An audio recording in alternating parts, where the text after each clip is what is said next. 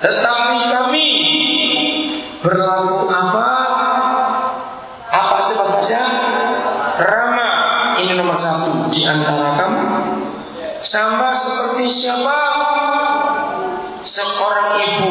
2, bagaimana mengasuh.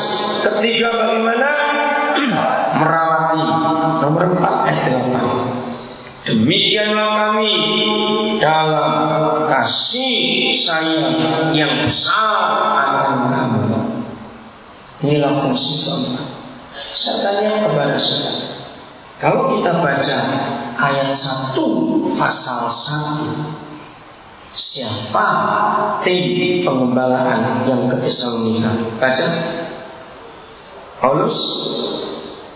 Siapa lagi? Silvanus. Siapa lagi? Timotius. Mereka laki atau perempuan? Tapi mereka berkata, seorang gembala bisa merangkap jadi ibu dan ayah sekaligus. Katakan amin. Kami berlaku ramah di antara kamu seperti seorang ibu. Garis bawah ini, ramah, mengasuh, merawat, menyayangi. Ayat yang ke-10, kamu adalah saksi, demikian juga Tuhan. 1, betapa apa? Salah. 2, apa? Adil. 3, apa?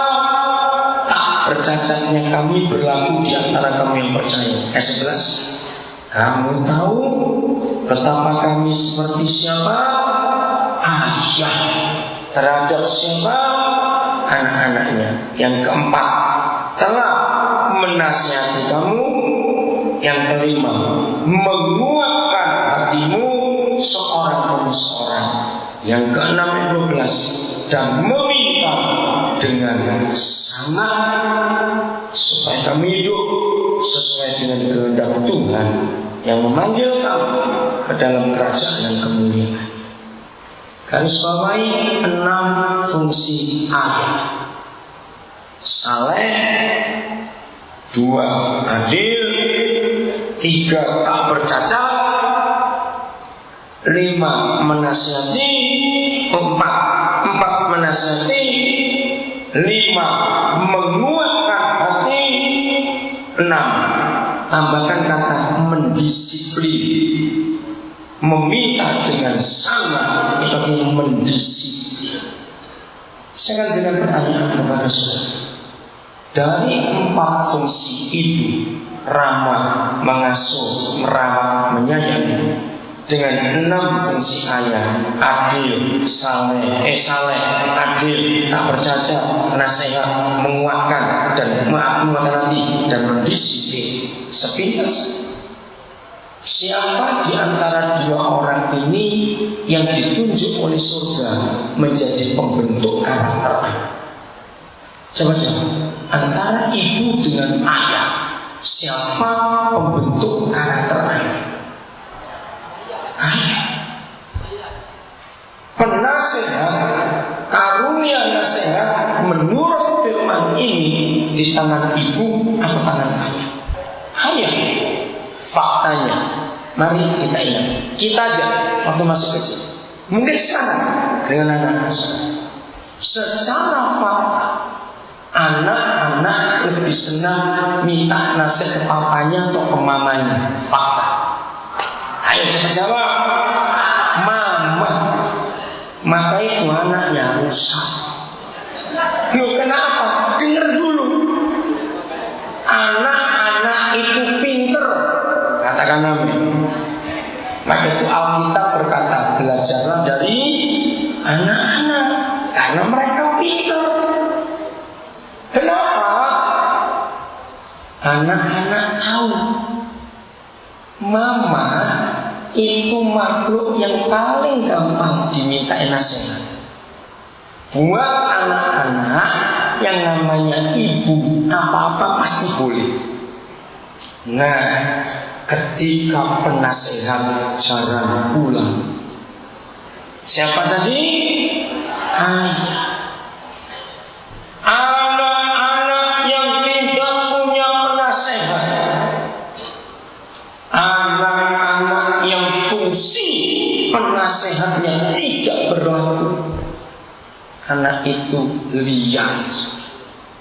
Keputusan-keputusan penting hanya dapat dari mamanya, maaf, yang tidak diberi karunia nasihat.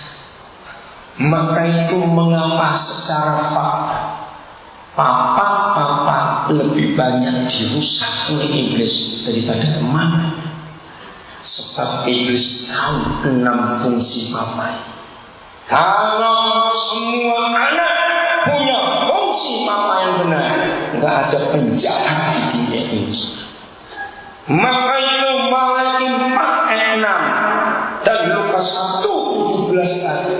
Kalau gereja gagal mengembalikan hati ayah-ayah kepada anak-anaknya, dunia rusak. Saya akan uraikan dengan ringkas. Untuk mama, saya nggak perlu banyak-banyak karena gampang. Ramah, mengasuh, merawati, menyayangi, semua kita tahu. Tapi ayah, 3 yang pertama itu bukan dengan mulut, tapi dengan perbuatan. Saleh, adil, tak bercacat. Itu contoh secara fakta. Buat anak-anak yang dicontoh itu lebih banyak mamanya atau papanya. Dalam hal apa saja. Jagoannya siapa? Idolanya siapa? Coba jawab. Papanya. Fungsi yang kelima, menguatkan hati. Jangan dianggap enteng. Saudara sering dengar kata pede. Mengapa ada anak-anak muda enggak pede? Apa itu kata pede artinya? Percaya diri. Dalam bahasa Belandanya self standard, bahasa Inggrisnya self confident. Modal utama seorang pemimpin adalah percaya diri. Ternyata percaya diri tidak didapat karena sekolah, tidak. Percaya diri itu dari seorang ayah, dan ini ayah. Menguatkan hati. Saya tanya lagi kepada saudara, menurut saudara, semua anak yang umurnya 2 tahun ke atas itu seneng atau tidak seneng, takut atau suka kalau dia walaupun anak laki atau perempuan, kalau digendong oleh bapaknya terus diuncang gitu, atau letakkan di atas meja agak tinggi, terus papanya dari bawah, ayo kamu lompat. Jawab, seneng atau enggak seneng, takut atau tidak. Coba jawab, seneng atau tidak seneng? Seneng. Tapi saya pesan, jangan ada mamanya di sini. Yang ribut mamanya. Saudara, saya belajar yang kelima ini. Ternyata fungsi ayah membuat anaknya berani mengambil keputusan. Kalau dia ada papanya, dilempar, dilompat, misalnya luar biasa. Itu menguatkan ayah. Itu mendorong anak-anaknya, ayo kamu bisa, coba, kamu bisa. Termasuk ajaran yang paling bisa juga. Asal ada bapaknya, ayo ambil itu. Gak usah takut, ada bapak, ambil. Maka itu pada masa pertumbuhan, kalau ayah absen di hidup anak, hancur. Mendisiplin beda dengan keras. Banyak orang tua yang didikan Belanda salah terjemahan. Tegas dengan keras itu beda. Keras itu tanpa kompromi. Tegas itu lunak. Saya tanya kepada saudara, papa di surga tegas atau keras? Tegas. Tapi dia bisa kompromi. Betul? Tetapi kami berlaku